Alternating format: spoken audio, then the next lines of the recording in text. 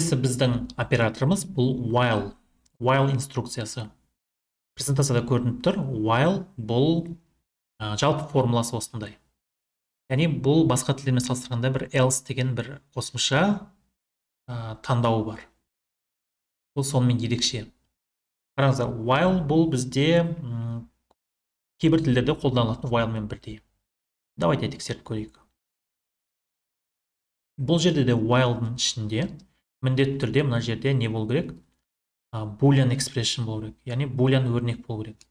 Егер мен қазір true деп жазатын болсам, біздің цикл тоқтамай жұмыс жасайды. Давайте жасап көрейік. Hello. Программаны орындап көрсек, цикл бізде не істеді? Шексіз басталып кетті. Тоқтату үшін мен Ctrl-ны басамын.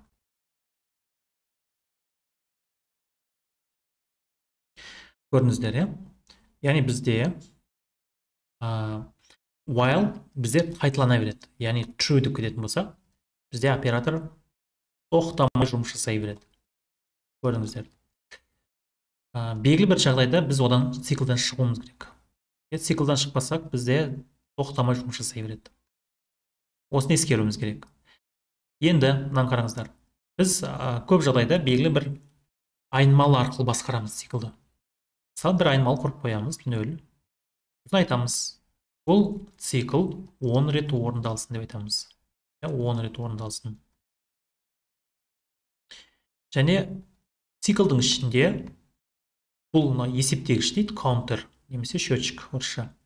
Бұл есептегіш арқылы біз циклды басқарып отырамыз. Мысалы, бір санға арттырып. Тексеріп көрейік. Бізде 10 рет шығу керек. Яғни while-дың өрнегі көріп тұрсыздар. Boolean өрнек болу керек бұл жерде де. Блок болады. Және қосымша else деген бар. Else деген қай кезде орындалады?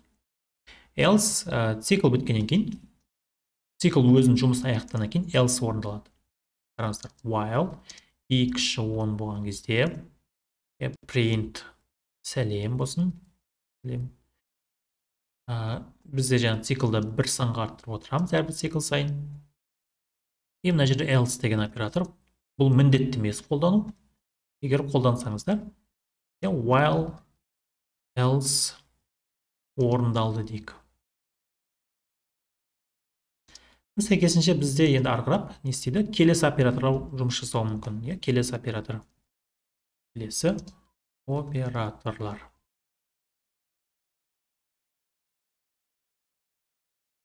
Яғни сәлем де 10 рет шығарды. While else орындалады. Яғни else қай кезде орындалады? Цикл өзінің жұмысын аяқтағаннан кейін else орындалады. Тағы қайталап өтемін. Else бұл жерде міндетті емес. Else қолданбасаңыздар болады. Бірақ Python тілі осында ерекшелігі бар. Өзінде қосымша else деген тармақты қосылады екен. Яғни келесі операторға орындалды. Енді кейбір тілдерде, мысалы, do while деген нәрсе бар. Do while.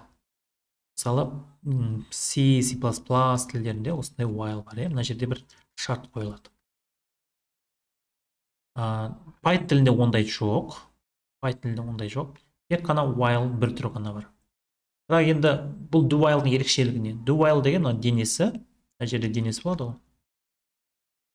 Бұл кемінде бір рет орындалу керек. Яғни кемінде бір рет орындалатын жағдай болады. Одан кейін барып шартты тексереді. Бұндай жағдайды ұйымдастыру үшін марков келе салайық. Бұндай шартты ұйымдастыру үшін былай істеуге болады. While true деп қалдырасыздар. Мына жерде біз белгілі бір оператор жазамыз. Денесін жазамыз. Денесі. Содан кейін бар, міндетті түрде шарт тексересіздер. Белгілі бір шарт қоясыздар. Бұл шарттың нәтижесінде, егер орындалатын болса, ол не істеу керек? Циклды үзу керек. Break деген нәрсе бар. Бұл циклдан шығады. Бірден шығады. Ал тағы да continue деген нәрсе бар. Continue бұл циклдың денесіндегі континуданың кейінгі операторларды қалдырып кетеді, яғни келесі циклды бастап кетеді, яғни келесі итерацияны орындайды.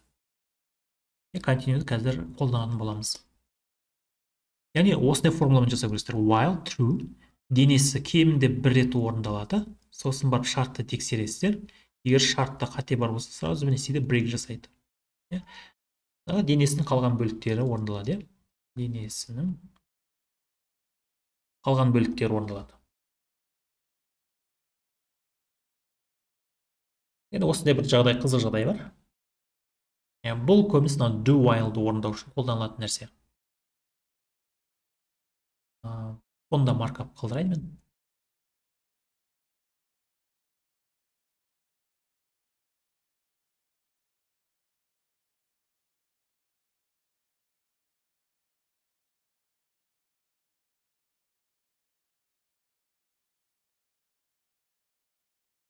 Сонымен жалпы түсінікті деп ойлаймын. Енді давайте былай істеп көрейік. Бір мысал қарастырып көрейік. Мысалы біз мынандай жұлдыз шығарып көрейік. 1, 2, 3, одан кейін 1, 2, 3, одан кейін 1, 2, 3 дегенді.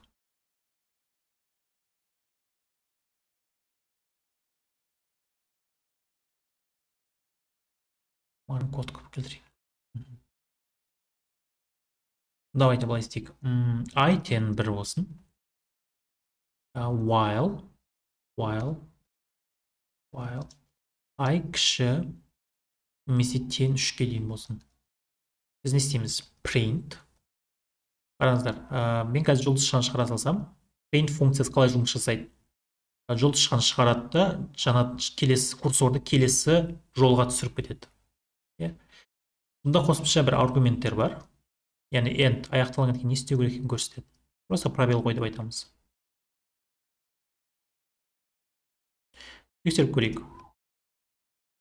Счетчикта аяқтауды шартын жасауымыз керек.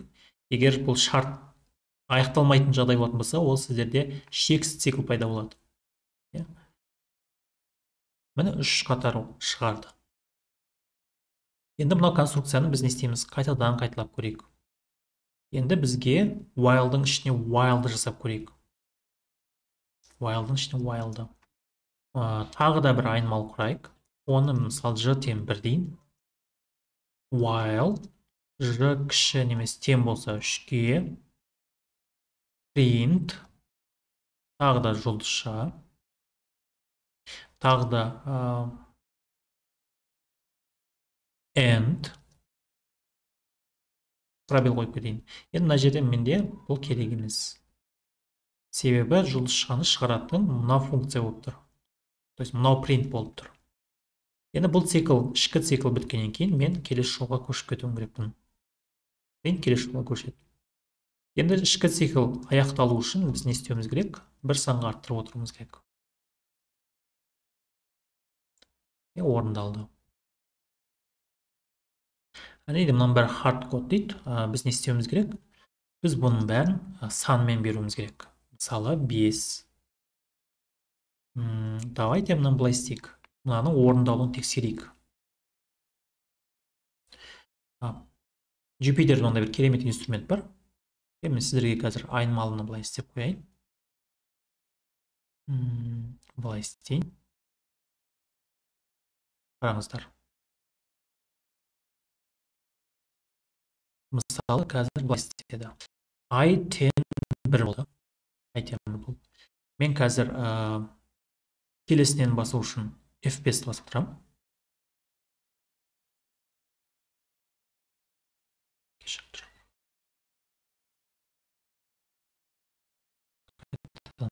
F10-ды басып тұрам. I 10 бірге тең болды, мұның қараңыздар. While'дың ішіне кіреді. F10-ды басам. Қазір тең бірге тең болады. F10. Мұны қарыздар ж тең бірге тең болды. Мен енді сәл көтеруіме тура келеді. Көрінбей қалайын тұр. F10-ды тағы да басам. Экранның төменгі жағына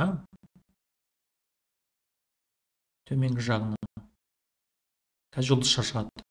F10. Жұлдызша пайда болды. қайтадан жалғастыра беремін. Ж менде қазір 2 кетем. 2 өзгерді. Енді қайтадан print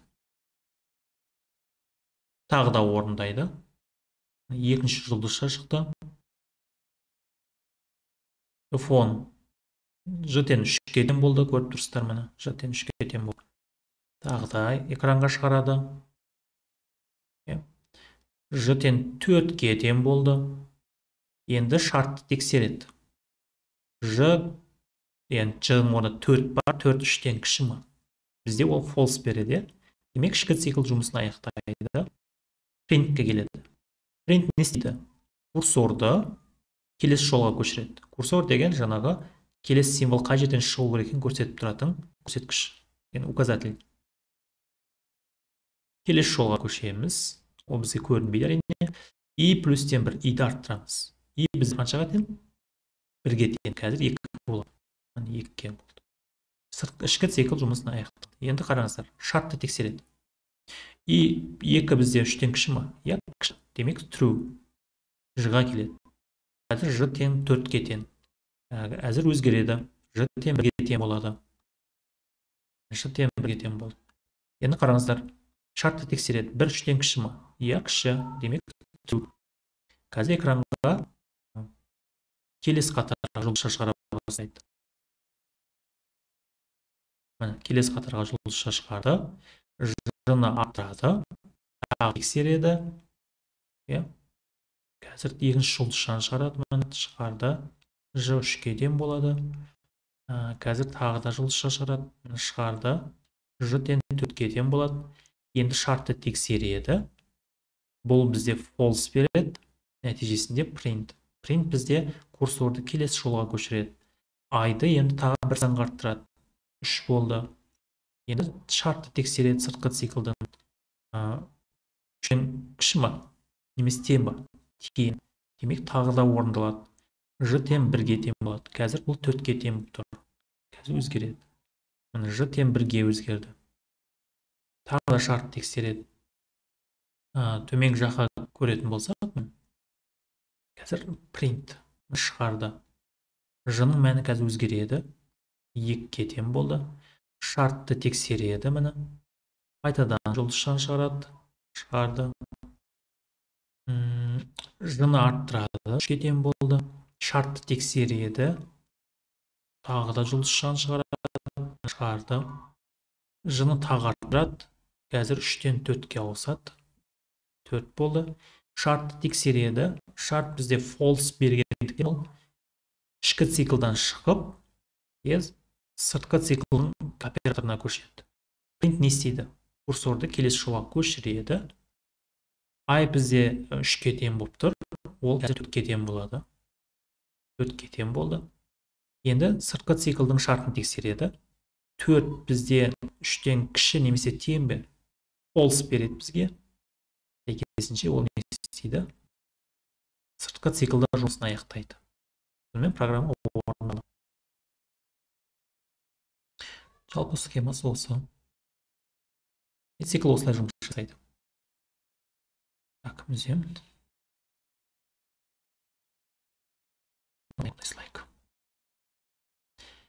Бұл өте жылдам жұмыс жасайды. Әрине біз оны мына жерде hard код жасадық. Hard код деген белгілі бір сандарды беріп қойдық. Біз мұнаны не істейміз? Санды айнымалы қолданамыз. Мысалы, допустим, 7. Демізді шарт тексеріп i тең 1-ге тең, while бізде тең болғанша аға. Мынаны жасайықшы.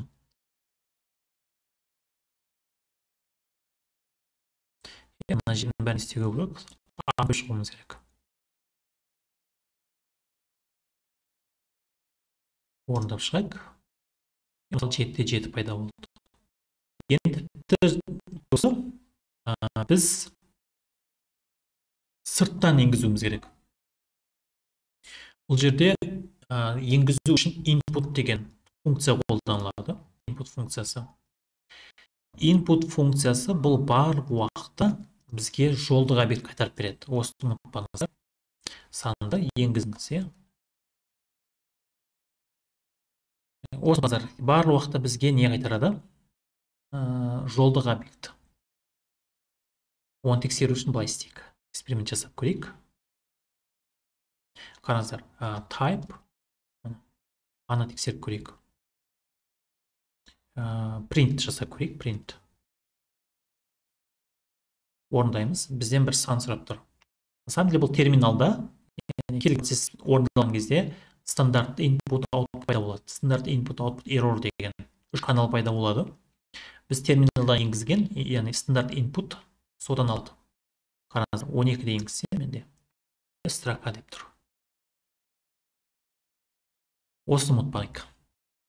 Жалғастырамыз. Мен мына қатарды көшіріп аламын.